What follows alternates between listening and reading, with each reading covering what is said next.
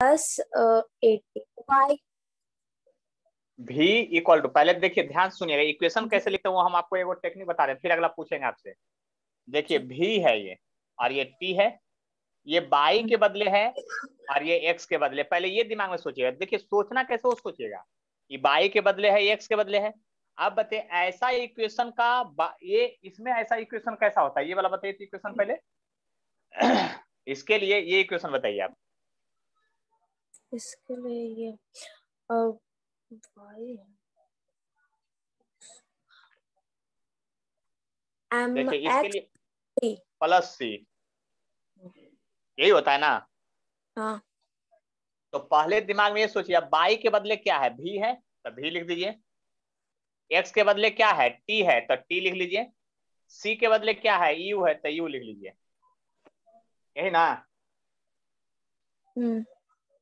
तो भी equal to 80 हो गया यहाँ से, इन फॉर्मूला होता है, तो भी बराबर यू प्लस 80, ये फॉर्मूला हो गया आपका, यही इक्वेशन हो गया इसका। तो समझ में आ गया इक्वेशन कैसे बनाते हैं जो। चलिए तब तो देखिए, और आप जो है ठीक है, आप अपना माइक ऑफ कीजिए, दूसरे से पूछते हैं, दूसरे लोगों की भी बारी दीजिए थोड़ा बहुत।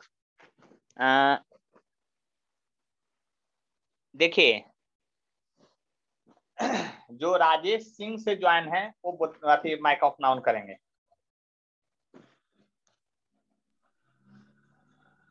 आप सारा ग्राफ का वीडियो देख लिए हैं? Yes sir. तो सारा वीडियो देख लिए, सब कुछ समझ में आ गया कि कुछ पूछना है आपको हमसे, ये बताइए। नहीं सर, समझ में आ गया। तो हम आपसे पूछ लेते हैं, क्या समझे हैं जो। चलिए सिंपल पहले इक्वेशन एक देते हैं। देखिए ध्यान से बात को समझने की कोशिश कीजिए। मैंने कहा ना कि हम पढ़ाते नहीं, एकदम सिखा देंगे फिर बनाया कैसे जाता है क्वेश्चन। आप बताइएगा सबसे पहले ये इक्वेशन सही है या गलत है, मतलब ये ग्राफ। सर ग्राफ गलत है। यानी थोड़ा सा गलत है, मतलब कि हम इसको अगर मिटा दें यहाँ से तो सही हो जाना चाहिए तब तो। Yes sir. तो आप इसका इक्वेशन हमको बता दीजिए, हम क्या लिखें।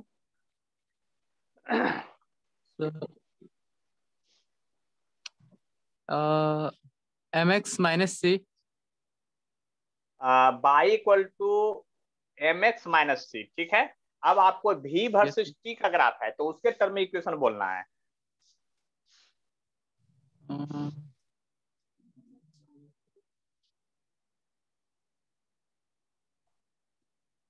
तो देखिए ये बाई के बदले, देखिए ना अभी ना सिखा रहे थे, ये बाई के बदले है, ये एक्स के बदले है।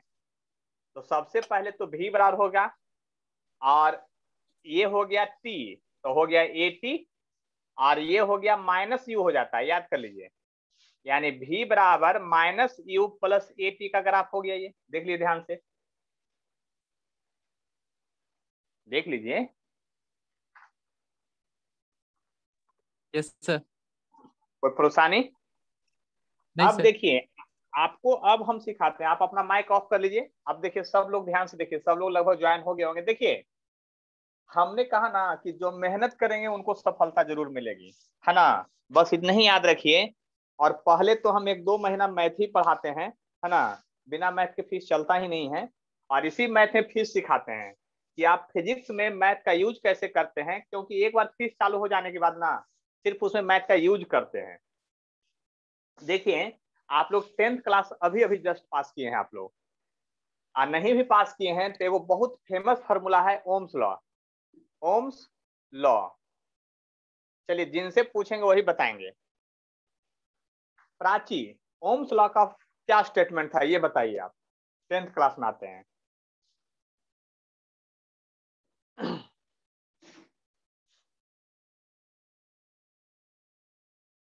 बोलिए प्राची, लगता है आप कहीं खो गए हैं क्या। चलिए देखिए प्रियांशी, अगर आपको आता है तो माइक ऑन करके हमको बताइए कि इसका क्या फार्मूला होता था, क्या स्टेटमेंट, क्योंकि 10th क्लास वाला हम ओम्स लॉ पूछ रहे हैं, ओम्स के नियम। Sir, current is directly proportional to applied force. Applied voltage, ठीक है। चलिए अच्छा है, बहुत अच्छा है। चलिए रुद्राक्ष कुमार। Yes sir. चलिए आप बताइएगा ओम्स लॉ का क्या फॉर्मूला होता था, ये आप बताएंगे।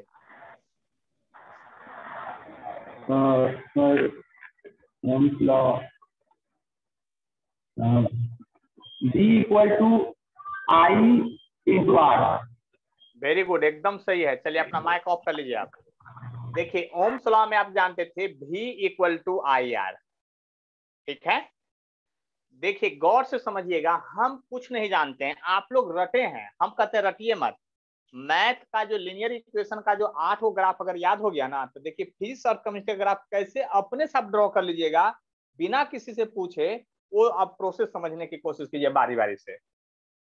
देखिए अगर हमको V वर्सेस I का ग्राफ खींचना है, और हमने कभी लाइफ में V वर्सेस I का ग्राफ नहीं खींचा था, पहली बार खींचना है, कोई दे दे तो दिमाग कैसे यूज करना है। तो सबसे पहले जो जिसके बीच का ग्राफ खींचना है, यानी जिसके वर्सेस ग्राफ खींचना हो, वोल्ट इसका यूनिट होता है और एम्पियर इसका यूनिट होता है। जिसके बीच का ग्राफ खींचना हो उसके बीच का फार्मूला आपको याद है कि नहीं, ये सोचिए। तो आपको फार्मूला याद है V equal to IR।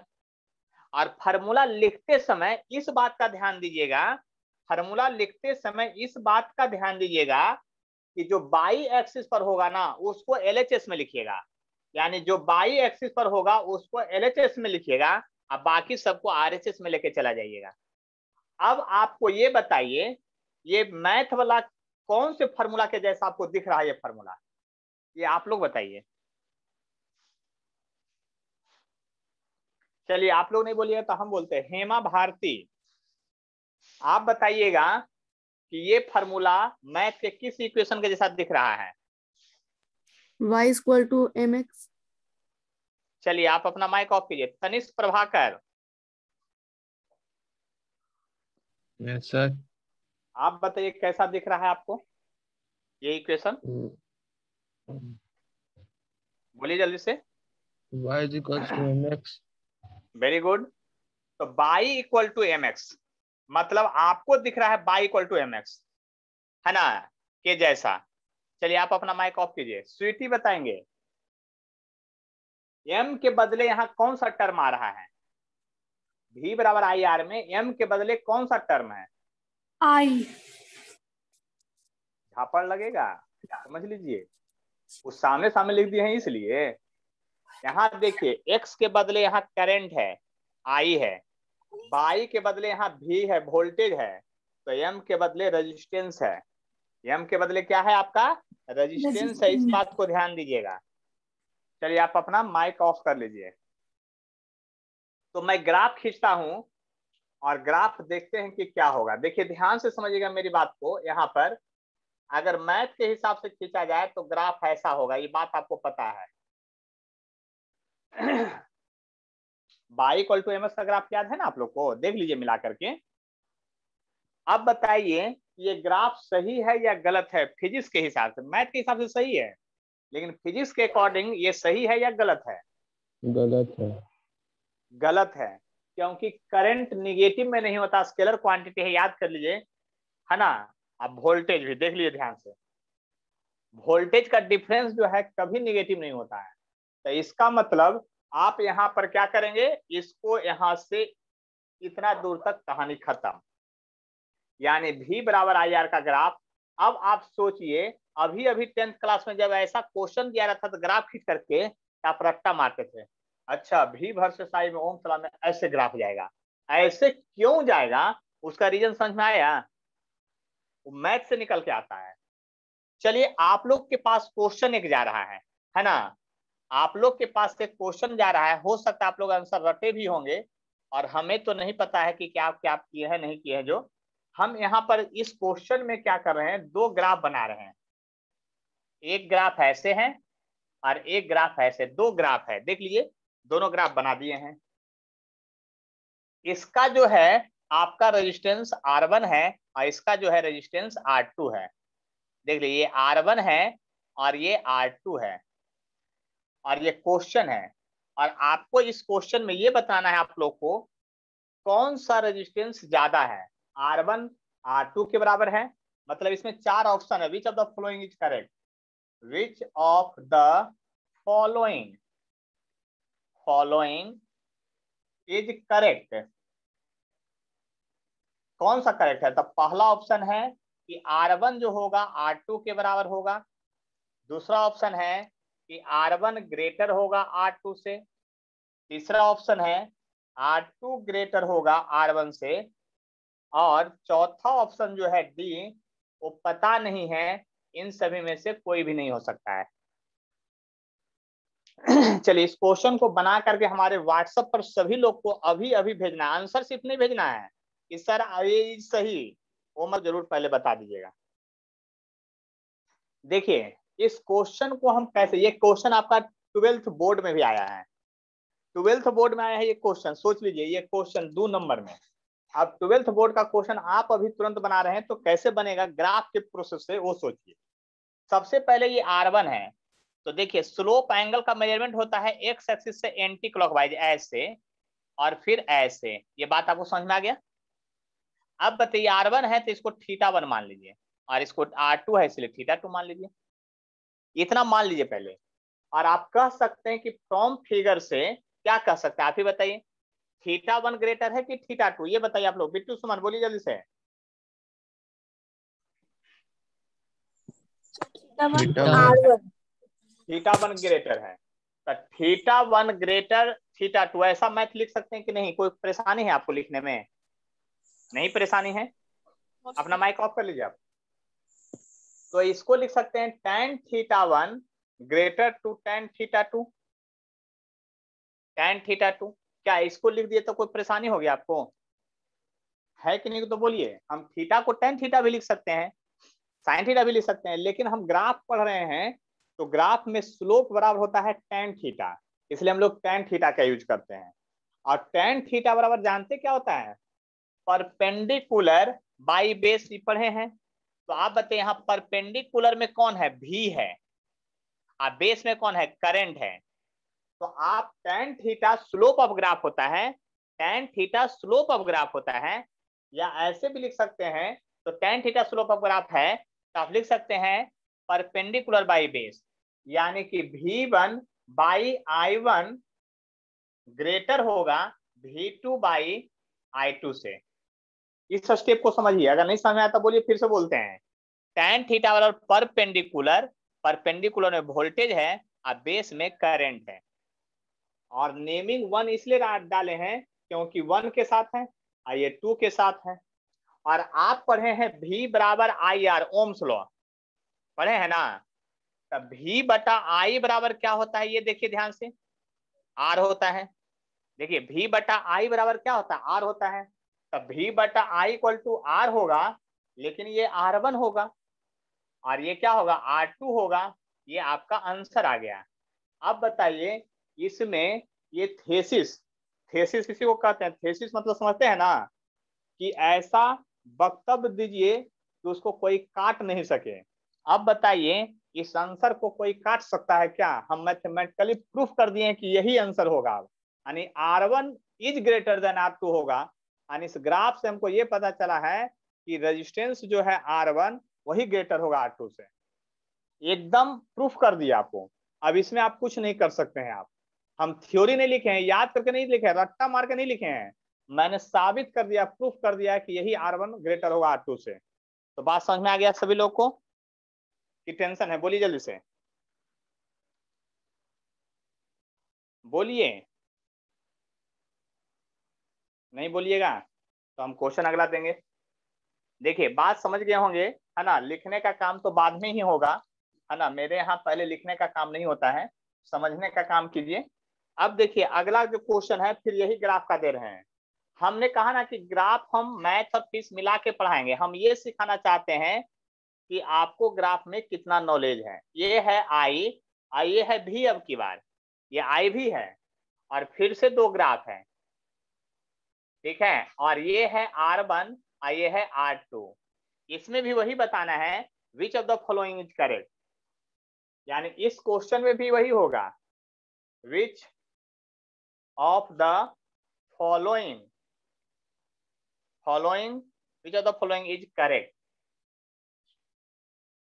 Option वही 4 होगा कि आपका R1 बराबर R2 होगा, बी में R1 ग्रेटर देन R2 होगा, सी में R2 जो होगा ग्रेटर देन R1 होगा, और डी में नन।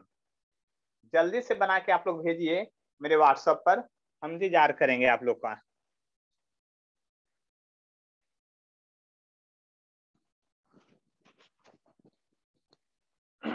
जल्दी से बना के भेजिए फास्ट में। और किन्हीं को क्वेश्चन अगर नहीं दिख रहा हो तो टेंशन मत लीजिए, क्योंकि हम बोर्ड के चूंकि पहली बार अभी पढ़ रहे हैं, ये टेंशन नहीं लेना है। देखिए अगर प्रोसेस की बात की जाए तो यहाँ से यहाँ तक का एक एंगल है और यहाँ से यहाँ तक का एक एंगल है। ये एंगल को मैं θ2 लिखूंगा क्योंकि R2 है, ये आपका R1 है इसलिए θ1 लिखाएगा। और फिगर से देखने के बाद हमको ये पूरी तरह से पता चल रहा है कि θ2 जो है वह ग्रेटर है θ1 से। हमको 100% पता चल रहा है। अब आपको पता चल रहा है कि नहीं ये बात पता नहीं है, लेकिन हमको तो 100% पता चल रहा है कि आखिर क्या है। θ2 ग्रेटर है आपका क्या θ1 से है। तो अब बताइए कि θ2 ग्रेटर है तो आप लिखिएगा tan θ2 ग्रेटर देन tan θ1। देख लीजिए ध्यान से, अब θ2 ग्रेटर है तो tan θ1 होता है परपेंडिकुलर बाई बेस। तो ट्रायंगल किधर से बन रहा है, ट्रायंगल इधर से बन रहा है। देखिए ना ट्रायंगल इधर से बन रहा है, ऐसे ऐसे बन रहा है ट्रायंगल। तो अब की बार परपेंडिकुलर में जो है ना, ये परपेंडिकुलर में जो है ना ये करंट है। देख लीजिए अब बेस में है जो वोल्टेज है, तो परपेंडिकुलर में करंट है तो I/V होगा अब की बार। लेकिन चूंकि 2 है तो 2 डालना पड़ेगा और ग्रेटर देन होगा I1/V1 होगा। अब आप I1/V1 का वैल्यू पहले निकालिए।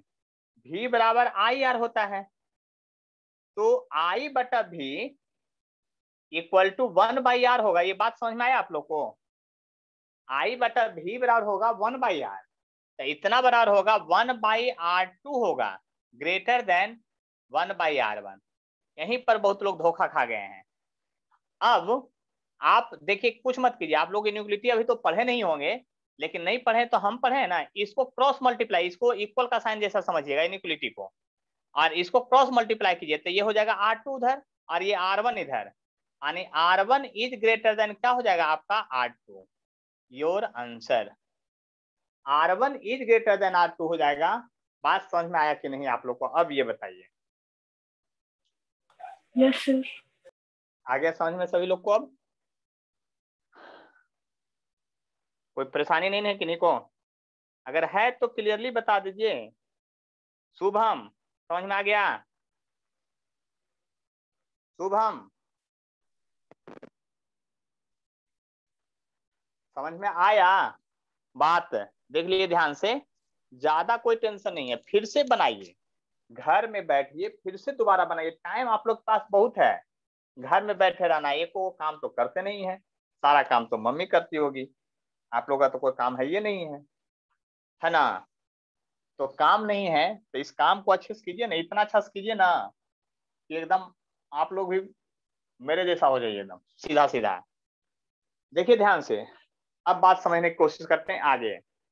देखिए हम ग्राफ का हम क्या क्या यूज है वो सिखाने की कोशिश कर रहे हैं।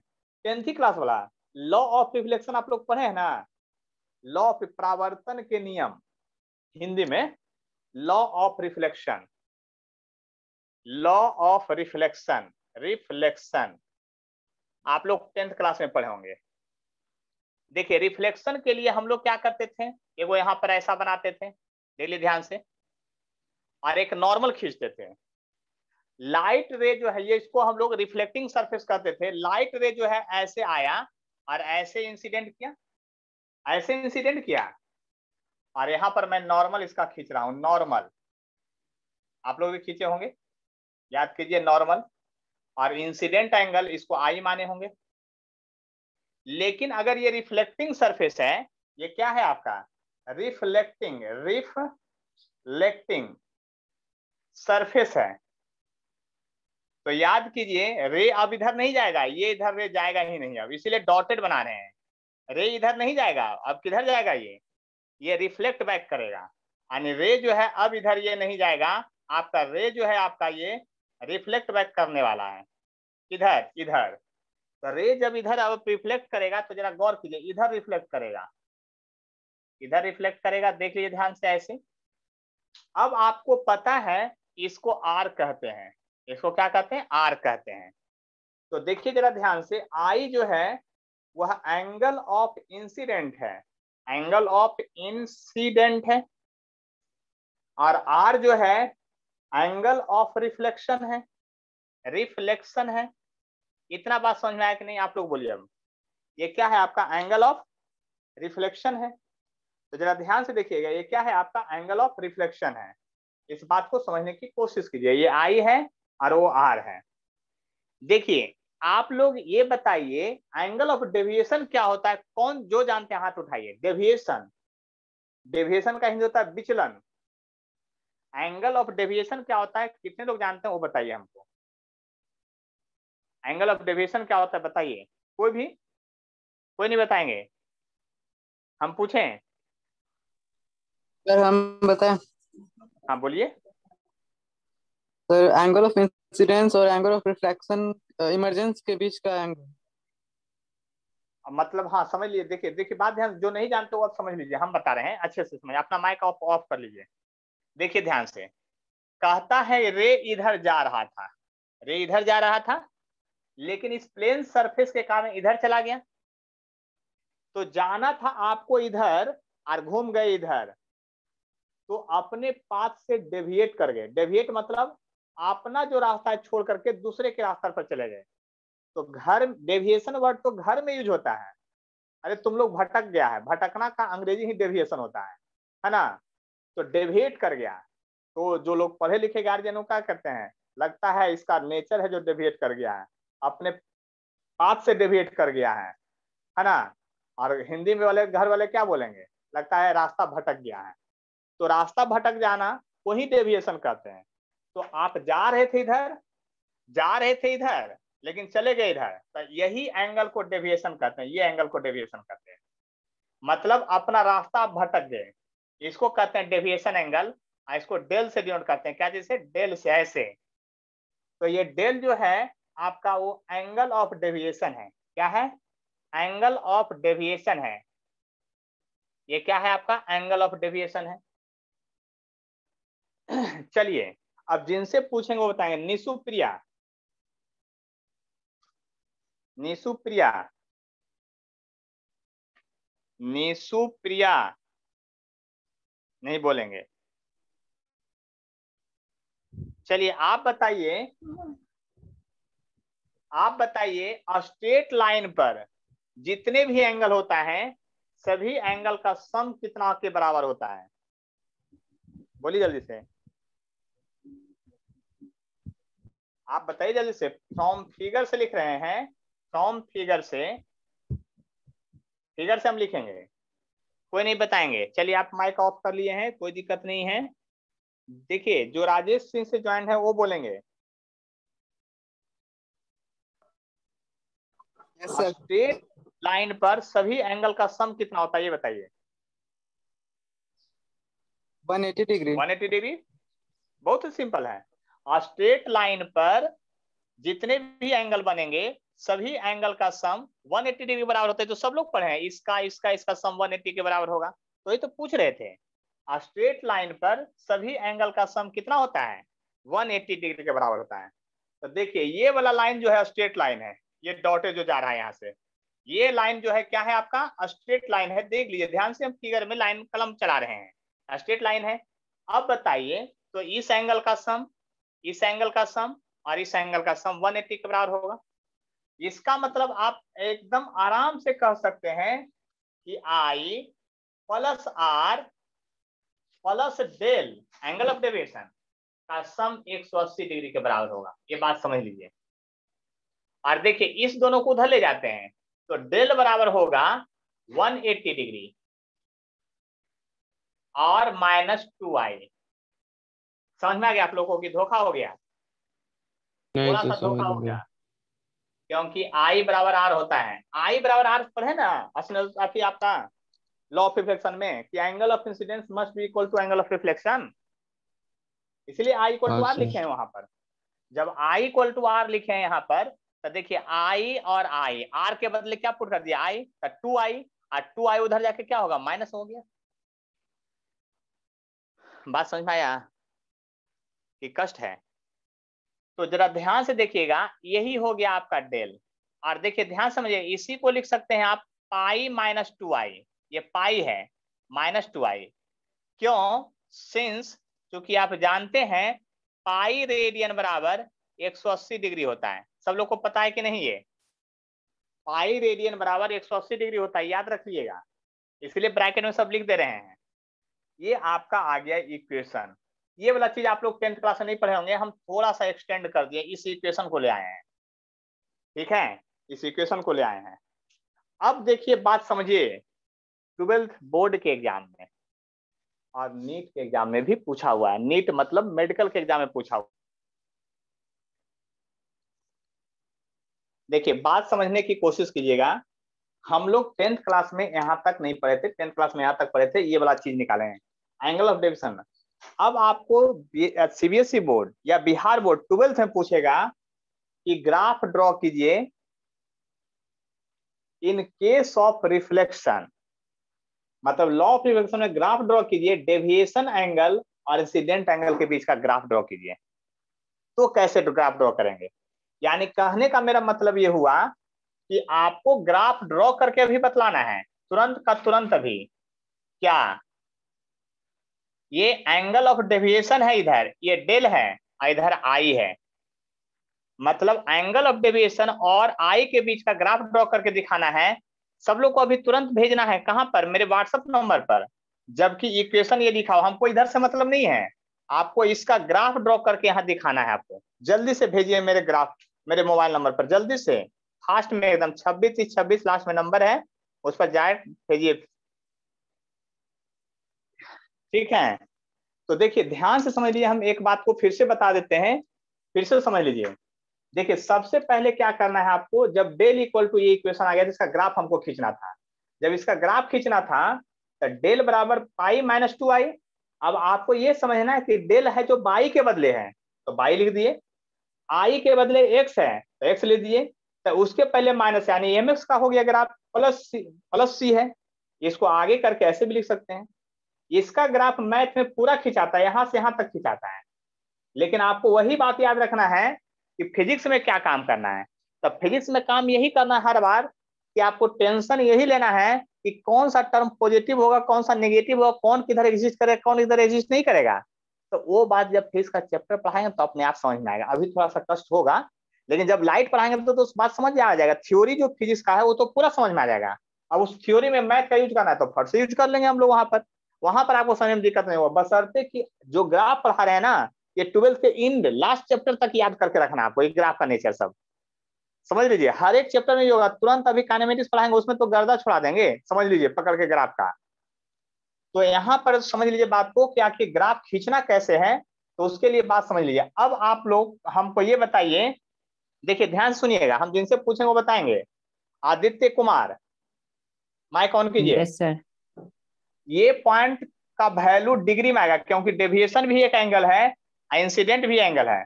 इस पॉइंट का वैल्यू डिग्री में आएगा, तो इसका कितना डिग्री यहां आंसर लिखें, उस पॉइंट का value.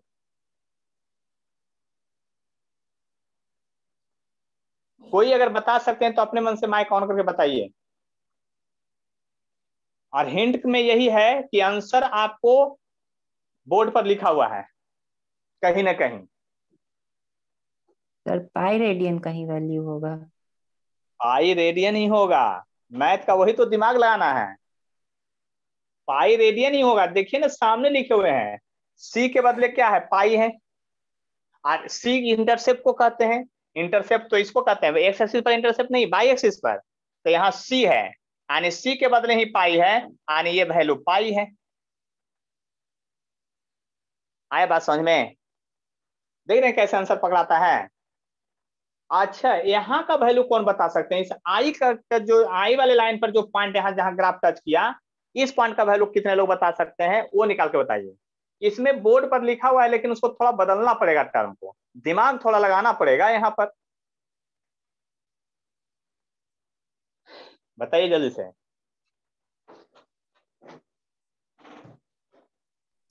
2i minus r। Angle में बोलना है, एंगल में 30 degree, 40 degree, 50 degree, 60 degree, pi, pi by 2, pi by 4, इस तरह से। देखिए यहाँ पर कैसे बनेगा वो अब बताइए ध्यान से, स्लोप ऑफ ग्राफ से बनेगा। तो देखिए आपका स्लोप जो है ये क्या है, -2 है, देख लीजिए ध्यान से, क्या है ना -2, देख लीजिए स्लोप क्या है, स्लोप बराबर, स्लोप m बराबर होता है tan थीटा, ये बात आपको पता है। और स्लोप का वैल्यू यहाँ पर -2 है, ये बात आपको पता है। और स्लोप बराबर होता है परपेंडिकुलर बाई बेस, और स्लोप यहाँ नेगेटिव है, क्योंकि देखिए स्लोप यहाँ नेगेटिव है, तो ये परपेंडिकुलर बाई बेस, तो परपेंडिकुलर की लंबाई पाई है, और बेस की लंबाई यहां से यहां तक आपको पता ही नहीं है, यह पता नहीं पता है, यहाँ तो 0 0 ओरिजिन होगा ही, तो जो ये लंबाई पता होगा वही वैल्यू होगा। तो बेस का नहीं पता है वैल्यू, तो उसको क्या मान ले हम, आप बोलिए आई मान लेते हैं, परपेंडिकुलर बेस यानी कि पाई माइनस आई, तो माइनस माइनस कट गया, तो आई बराबर हो गया पाई बाई 2, क्या हो गया, पाई बाई 2 यानी 90 डिग्री हो गया यहाँ पर। देखिए यूज कैसे करते हैं वो बात हम सिखा रहे हैं, बात समझने की कोशिश कीजिए। हम इसीलिए एग्जाम्पल सभी चैप्टर से दे रहे हैं, ऐसा नहीं कि सिर्फ काइनेमेटिक्स से दे रहे हैं, पिछले क्लास में हीट से भी दिए थे, मतलब जो आप पढ़े थे चेंज इन वाला f -32/180 और c -0/100, वहां से भी एग्जाम्पल दिए थे। यानी हर एक चैप्टर से एग्जाम्पल आपको दे रहे हैं कि आप कम से कम इतना तो समझने के लिए तैयार रहिए कि जो ग्राफ पढ़ा रहे हैं पूरे फीस के लिए एकदम समझिए, एकदम बहुत इंपॉर्टेंट टॉपिक है ये। अगर ये सबको भूल जाए तो ग्राफ वहां पर टीचर जब खींचेंगे, चाहे आप कहीं पढ़िए, अगर जो टीचर ग्राफ नहीं पढ़ाए होंगे तो याद कीजिए 12th वाला को क्या हालत खराब होगा वो समझ सकते हैं।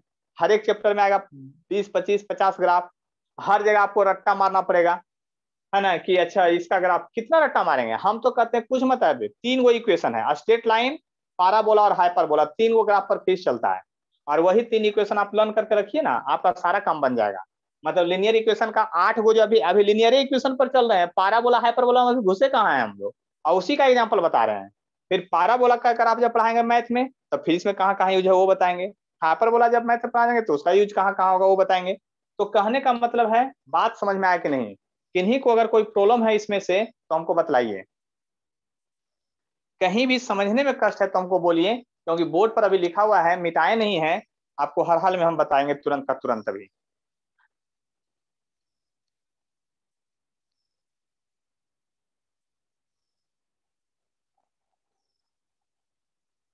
बात समझिए ध्यान से, अच्छी तरह से।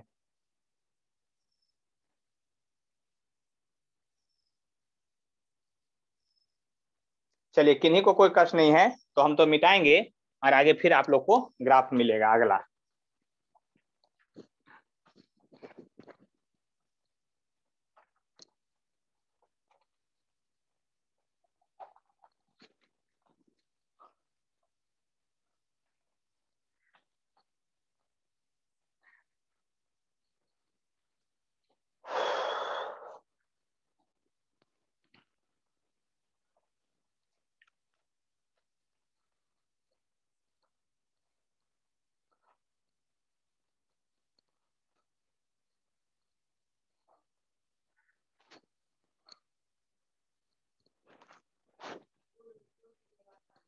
चलिए अब ध्यान से देखिएगा, अच्छी तरह समझने की कोशिश कीजिएगा हम क्या बताने जा रहे हैं। जो इतना ग्राफ हम लोग लीनियर इक्वेशन का देख लिए हैं, है ना, और भी एग्जांपल एक आध वो देखते हैं कि आखिर क्या हो सकता है एग्जांपल जो, ठीक है।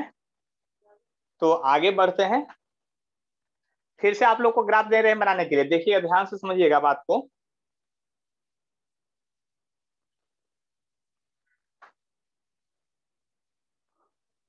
अच्छा एक ग्राफ देते हैं, उसका इक्वेशन लिखना, आप लोगों को क्या लिखना है, इक्वेशन।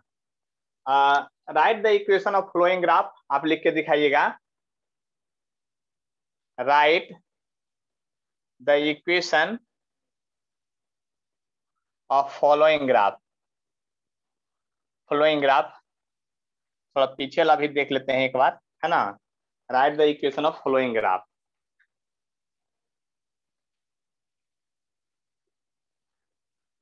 ये x है और ये y है ना। आपको ये ग्राफ ऐसे खींच दिए हैं, यहाँ पर जो वैल्यू है आपका,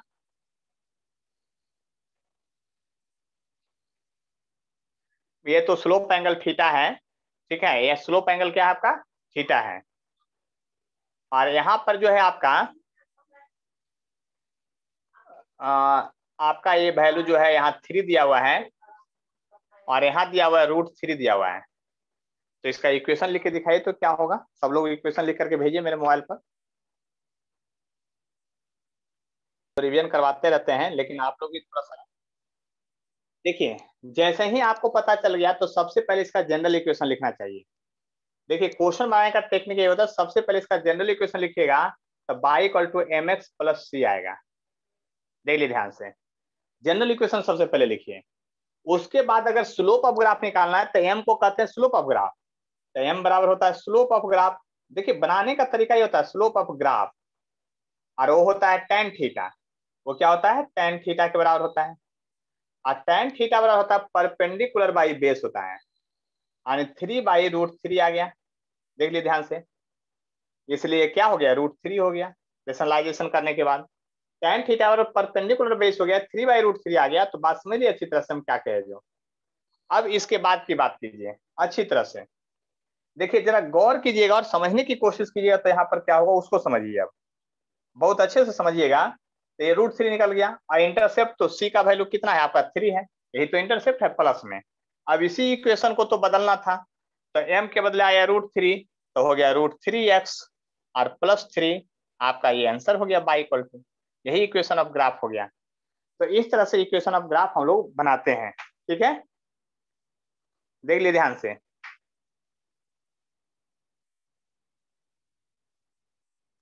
तो आगे बढ़े।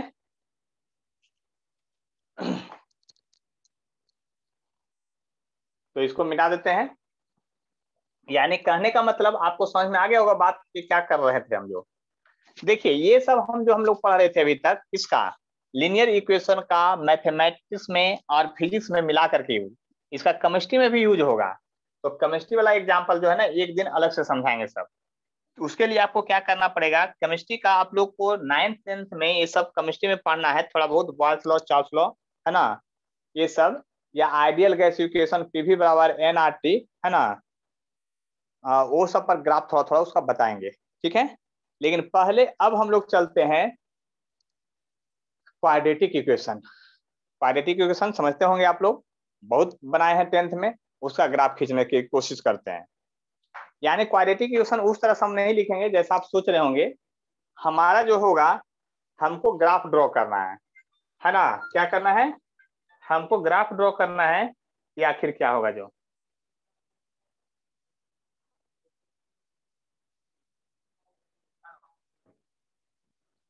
एक मिनट रुकिए तब।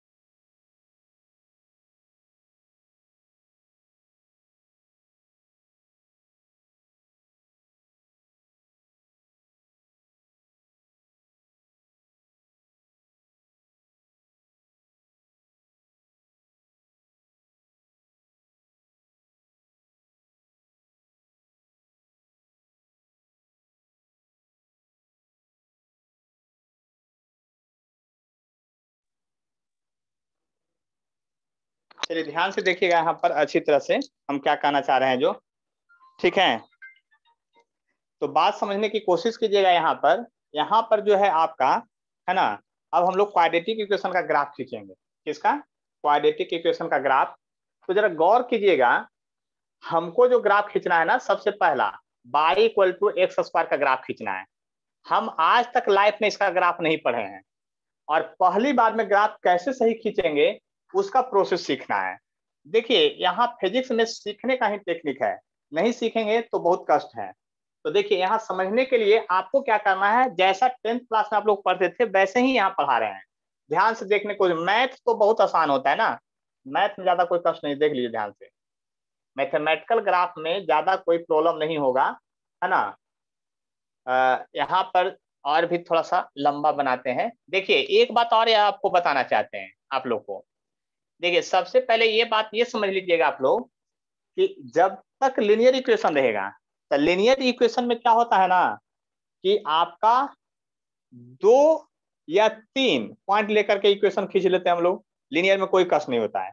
लेकिन लिनियर को छोड़ के कोई दूसरा मैथ का ग्राफ आ जाए अपने से खींचने के लिए, किसी भी तरह का ग्राफ, तो कम से कम 5 पॉइंट, याद कर लीजिए 5 पॉइंट लेना पड़ेगा, कम से कम 5 पॉइंट्स, उससे ज्यादा ही लीजिए, कम नहीं। तो देखिए हम क्या करते हैं, यहाँ x लिखेंगे, यहाँ y लिखेंगे, तो -2, -1, 0, 1, 2 इतना लेते हैं कम से कम। देख लीजिए ध्यान से, 5 पॉइंट कम से कम लेना पड़ेगा। अब याद रखिए, मतलब लिनियर इक्वेशन में 2 या 3, तो 10th में ही पढ़ लिए हैं कि 2 पर खींचिएगा तो भी ग्राफ खींचा जाता है, और 3 लेके खींचेंगे तो एकदम करेक्ट ग्राफ होता था। उसी तरह से लिनियर को छोड़ करके कोई भी दूसरा मैथ का ग्राफ कभी नहीं पढ़े हैं, उसको अपने से अगर खींचना हो तो यही टेक्निक लगाना है। और इस टेक्निक में क्या करना है, आपको कम से कम 5 पॉइंट लेना ही पड़ेगा, याद कर लीजिए। तो 5 पॉइंट लेते हैं तो ले लिए, और जनरली वैल्यू छोटा वाला लीजिएगा, क्योंकि जब आप ग्राफ खींचने चलिएगा तो छोटा वाला वैल्यू ज्यादा अच्छा लगेगा। तो देखिए -2 का होल स्क्वायर कीजिए, जिससे पूछेंगे वो बताएंगे। अंशु कुमारी, -2 का होल स्क्वायर करेंगे तो यहाँ पर मैं क्या लिखूं, बोलिए जल्दी से। नहीं लिखेंगे तो आपके बदले हम लिख दिए 4, क्योंकि माइनस में प्लस हो गया, और इसका भी 1 हो जाएगा, इसका भी 0 हो जाएगा, इसका भी 1 होगा, इसका भी 4 होगा। ये तो बात समझ में आ गया होगा। अब कोऑर्डिनेट की बात करते हैं, किसकी बात करते हैं, कोऑर्डिनेट की। यानी ये x है, ये y है। देखिए 1, 2, 3, 4, -1, -2, -3, -4, 1, 2, 3, 4 कोऑर्डिनेट ले लिए। उसी तरह से कोऑर्डिनेट नीचे भी जाएगा। देखिए कोऑर्डिनेट आपको आना चाहिए, नियामक ज्यामिति आना चाहिए आपको। ये -2 है, क्या है ये, -2 है, ये -2 है, तो -2 आप यहाँ पर आ गया, तो -2 यहाँ पर है, देख लीजिए ध्यान से, -2 लिख दिए। और ये 4 है, तो -2 और 4 का कोऑर्डिनेट कहाँ से कहाँ चलेगा, तो इस दोनों का कोऑर्डिनेट जो है आपका यहाँ पर आएगा, देख लीजिए ध्यान से। -2 के सामने और 4 के सामने कोऑर्डिनेट हो गया उसका। -1 और 1, 1 और 1 -1 का कोऑर्डिनेट यहाँ आएगा, देख लीजिए ध्यान से। 0, 0 का यहाँ आएगा। फिर आपका 1, 1 है, तो 1 और 1 का कोऑर्डिनेट इधर जाएगा, और 2 और 4 का कोऑर्डिनेट इधर जाएगा। तो बताइए ये लाइन जो है स्ट्रेट खिंचाएगा कभी, देखिए तो स्ट्रेट नहीं खिंचाएगा। तो यहाँ पर ये कर्व होते जा रहा है, क्योंकि बाई तेजी से बदल रहा है, तो ग्राफ बाई की ओर, जैसे स्ट्रेट लाइन में बाई ऊपर की ओर झुका, क्यों, बाई ज्यादा तेजी से बदल रहा है, इसीलिए दोनों तरफ से ये बाई ऊपर की ओर झुका। यानी कि यहां से ग्राफ जब खींचेंगे,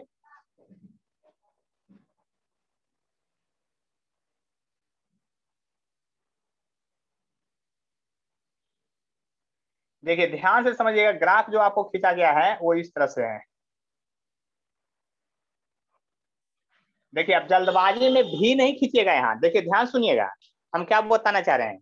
ये भी नहीं बनाना है आपको, हर हाल में ये बात याद कीजिएगा, ये भी आपको नहीं बनाना है, ये आपको यू है, याद कर लीजिए। ये क्या है आपका, यू है, इस बात को समझिए। ये आपका क्या है, यू है, इस बात को समझने की कोशिश कीजिए। तब जब ये यू है तो क्या होगा, यानी कि इसी का नाम है पाराबोला। ये किसका नाम है, पाराबोला या पाराबोलिक ग्राफ, पाराबोलिक कर दिए एल, पाराबोलिक ग्राफ, यानी कि इस ग्राफ को हम लोग कहते हैं पाराबोला। क्या बोलते हैं, पाराबोला। तो यही क्वाड्रेटिक इक्वेशन का ग्राफ कैसा होगा, पाराबोला होगा। अब बताइए इन्हीं को समझने में कष्ट है इसमें, तब बोलिए, क्योंकि इसके बाद फिर हम आपको ग्राफ देंगे, वो आपको बनाना है। फिर इसी तरह से मैथ वाला भी आपको अपने से बनाना है, सारा काम अपने से कीजिएगा तब मजा आएगा। इसको समझने में किन्हीं को कष्ट है तो बोलिए। देखिए ये सब ग्राफ को दोबारा जब हमारे पास भेजिएगा तो थोड़ा पेंसिल उसिल का यूज कीजिएगा, कि नहीं तो आपसे ग्राफ लाइन एक बार में खिंचाएगा ही नहीं सीधा, और स्केल यहाँ नहीं यूज होगा, आपको सीधा सीधा हाथ ही टेढ़ा करना है धीरे धीरे, क्या भी शेप नहीं कि ऐसे खींचे और ऐसे कर दिए, भी नहीं है, ये यू के जैसा है, कटोरा के जैसा ग्राफ है। इसको किन्हीं को कोई प्रॉब्लम है तो बोलिए, नहीं तो अगला ग्राफ आपको तुरंत अभी खींचने मिल रहा है। चलिए नहीं प्रॉब्लम है तो दूसरा ग्राफ आप लोग को खींचना है, बाई इक्वल टू है माइनस एक्स स्क्वायर का ग्राफ खींचना है। जल्दी से खींच करके आप लोग व्हाट्सएप पर भेजिए हमको, फास्ट में एकदम, ठीक है।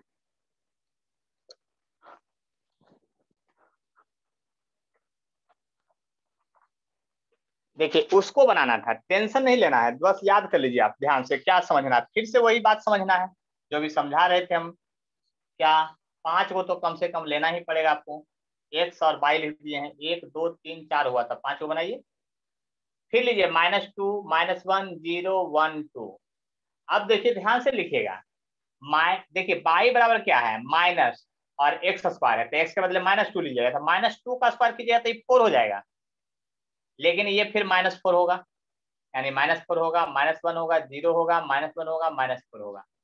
अब की बार बाई ऑलवेज निगेटिव है, इस बात को भी समझने की कोशिश कीजिए।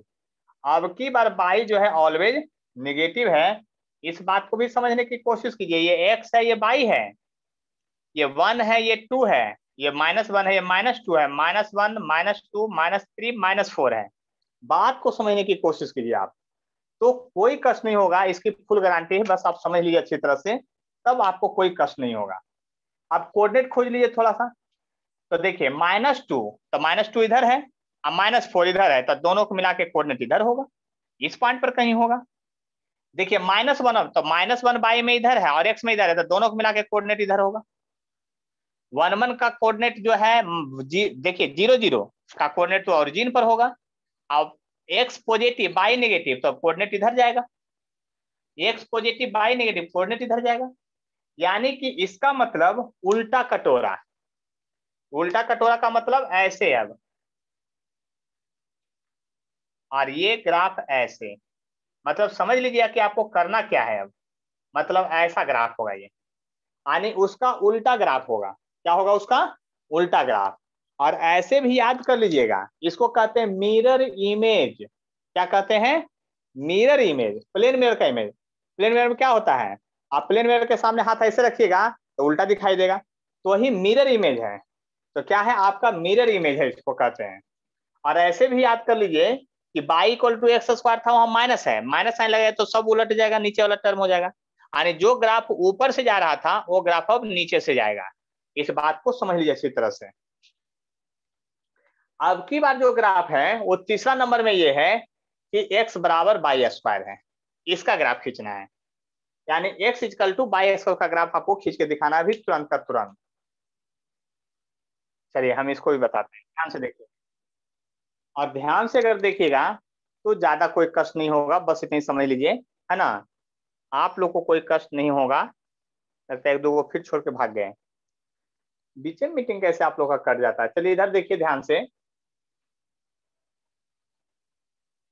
देख लीजिए, अच्छी तरह से बात को समझने की कोशिश कीजिए, फिर से उसी तरह से है, लेकिन अब की बार उल्टा है। आप समझ लीजिए, एक्स यहाँ पर x बराबर बाई स्क्वायर है, y equal to x square नहीं है, तब पहले आपको देखिए बाई मानना है तब x मानना है ना। और इसका -1 0 सॉरी -1 ऐसे -2 -1 0 और 1 2 ऐसे मानिए, तो ये हो जाएगा आपका +4 1 0 1 और 4 हो जाएगा।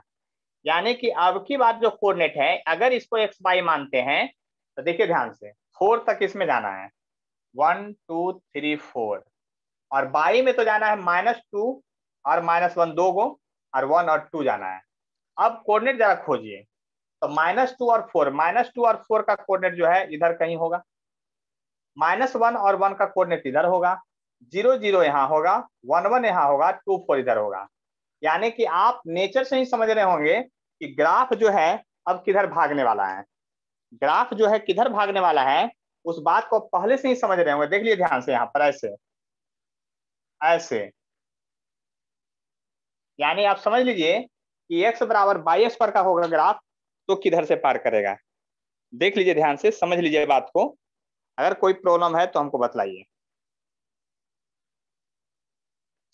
देख लीजिए, किन्हीं को भी किसी तरह का प्रॉब्लम